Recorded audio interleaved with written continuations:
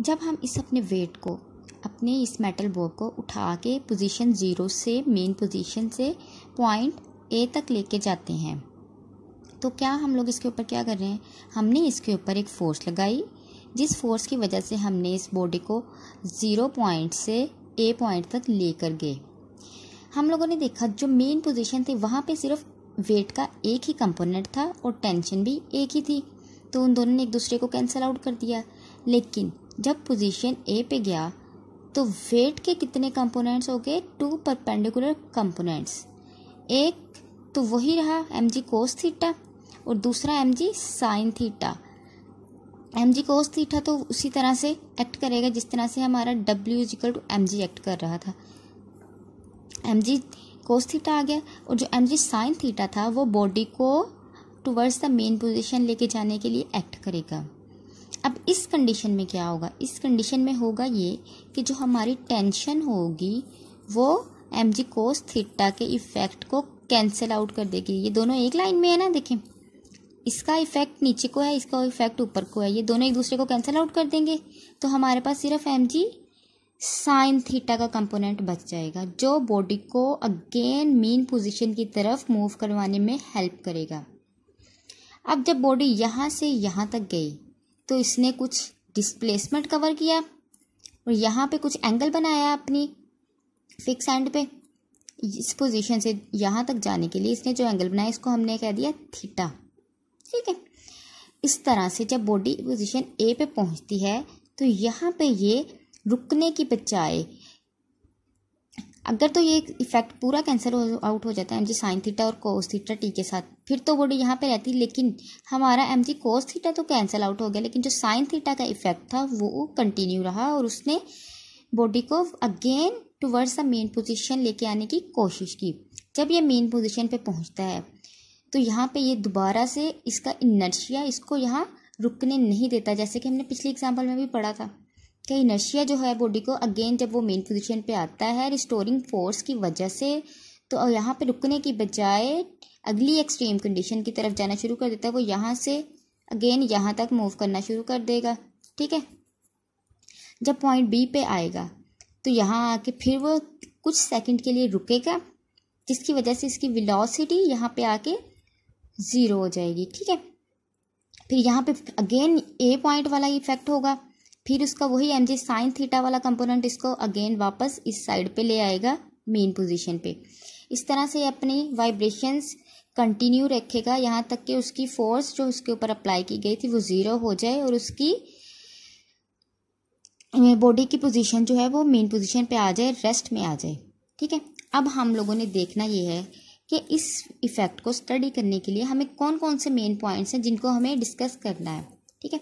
सबसे पहला तो है हमारे पास फोर्स। फोर्स को हमने कहा F जो है वो हमेशा डिस्प्लेसमेंट के डायरेक्टली प्रोपोर्शनल होता है। जितनी हम फोर्स लगाएंगे उतना ही वो डिस्प्लेसमेंट कवर करेगा, और फोर्स क्या होती है, हमेशा टुवर्ड्स द मेन पोजीशन होगी, ठीक है।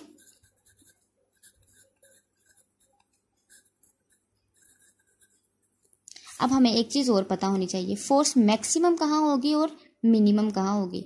हम लोगों ने कहा कि इस पोजीशन पे पॉइंट ओ पे, जिसको हमने मेन पोजीशन कहा, यहाँ पे कोई भी फोर्स एक्ट नहीं कर रही, तो फोर्स 0 होगी मेन पोजीशन पे, मेन पोजीशन। और मैक्सिमम कहाँ होगी, एक्सट्रीम पे। यहाँ पे जब हम यहाँ से यहाँ तक लेके जाते हैं एक बॉडी को, तो यहाँ पे आगे उसकी फोर्स मैक्सिमम हो जाती है। जैसे जैसे वो वापस आ जाएगी बॉडी उसकी पोजीशन पे ज़मीन पे, तो उसकी फोर्स मिनिमम होती जाएगी, तो फोर्स मैक्सिमम होगी एक्सट्रीम पे, एक्सट्रीम पोजीशन पे, ठीक है। हमें एक चीज़ पता चल गई। अब हम नेक्स्ट की तरफ चलते हैं, एक्सेलरेशन। अब हमें एक्सेलरेशन का भी पता होना चाहिए कि एक्सेलरेशन इस इफेक्ट में यहाँ पे किस तरह से एक्ट कर रहा है।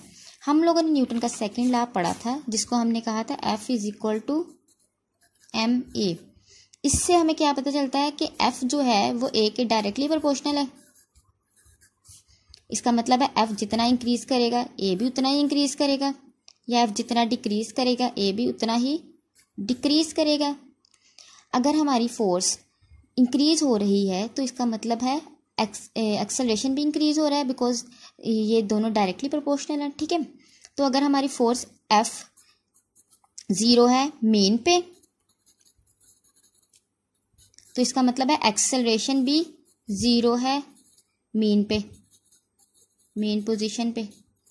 और एक्सेलरेशन फोर्स मैक्सिमम है हमारी एक्सट्रीम पोजीशन पे, तो एक्सेलरेशन भी मैक्सिमम है एक्सट्रीम पोजीशन पे। ठीक हो गया, दो चीज़ें तो हमें पता चल गई। अब हम आ जाते हैं थर्ड चीज़ पे, जो है हमारी वेलोसिटी। अब हम लोग कहते हैं कि जब हमारी बॉडी इस पोजीशन पे होती है मेन पे, तो यहाँ पे उसकी वेलोसिटी क्या होगी, मैक्सिमम होगी। वो मूव करना स्टार्ट कर देगी, इसकी स्पीड मैक्सिमम होती जाएगी यहाँ तक कि वो पोजीशन ए पे पहुँचती है। तो कुछ लम्हों के लिए, कुछ सेकंड्स या नैनो सेकंड्स के लिए वो ए पे आके रुकती है। जब वो बॉडी यहाँ पे आके रुकेगी तो इसका मतलब है उसकी वेलोसिटी 0 हो जाएगी, ठीक है।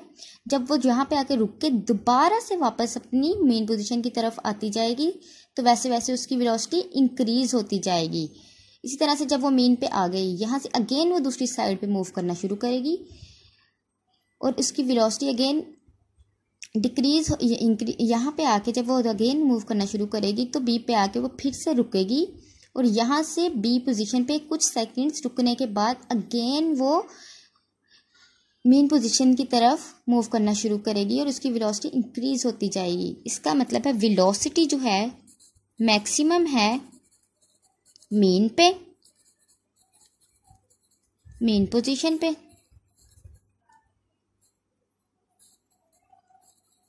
और मिनिमम है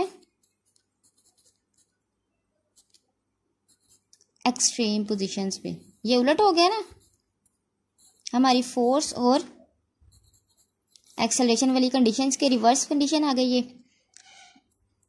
अब फोर्थ पोजीशन हमारी जो है वो है पोजीशन। हमारी पोजीशन क्या होगी, हमेशा मीन पोजीशन। एक्सेलरेशन भी always x towards the mean position, velocity always x towards the mean position, force always x towards the mean position. तो हमारी पोजीशन होगी मीन पोजीशन, पोजीशन हमारी मीन होगी, ठीक है। अब अगर हम इन चार चीज़ों को अच्छे से अंडरस्टैंड कर लें तो हम ये पूरा टॉपिक डिस्क्राइब कर सकते हैं। अब अगली चीज़ जो इसमें हम लोगों ने करनी है वो है हमारी, अब अगली चीज़ है हमारे पास फ्रीक्वेंसी। फ्रीक्वेंसी क्या है, फ्रीक्वेंसी है वो नंबर ऑफ वाइब्रेशंस या जितनी वाइब्रेशंस या जितने साइकिल्स वो एक सेकंड में एक बॉडी कंप्लीट करती है, उसको हम कह देते हैं कि ये उसकी फ्रीक्वेंसी है। एक बॉडी ने मोशन स्टार्ट की, हम लोगों ने कहते हैं कि एक सेकंड के अंदर उसकी हमने देखना है कि वो कितनी वाइब्रेशंस कंप्लीट करता है, कितनी दफ़ा अपनी मेन पोजीशन से एक्सट्रीम तक जाता है और अगेन मेन तक आता है। तो उसके लिए हमारा जितना 1 सेकंड के अंदर वो वाइब्रेशंस कंप्लीट करेगा तो उसको हम कहेंगे ये उसकी फ्रीक्वेंसी है, ठीक है। अब फ्रीक्वेंसी का भी फार्मूला है F = 1/T। इसको हम कहते हैं रेसिप्रोकल ऑफ टाइम।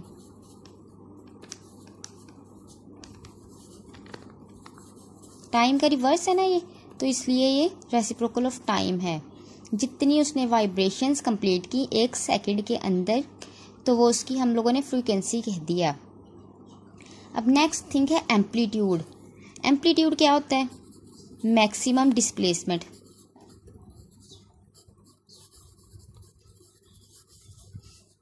एक बॉडी, इसी एग्जांपल को ले लेते हैं, ये हमारी जो मैथ था, इसने जितना मैक्सिमम डिस्प्लेसमेंट कवर किया किसी भी डायरेक्शन में, ए में या बी में, किसी भी तरफ वो जितना मैक्सिमम डिस्प्लेसमेंट कवर करेगा तो वो उसको हम कह देंगे उसका एम्पलीट्यूड। डिस्प्लेसमेंट और एम्पलीट्यूड में यही फ़र्क है, ठीक है। जितना वो मैक्सिमम डिस्प्लेसमेंट होता जाएगा वो उसको हम उसका एम्पलीट्यूड कह देंगे।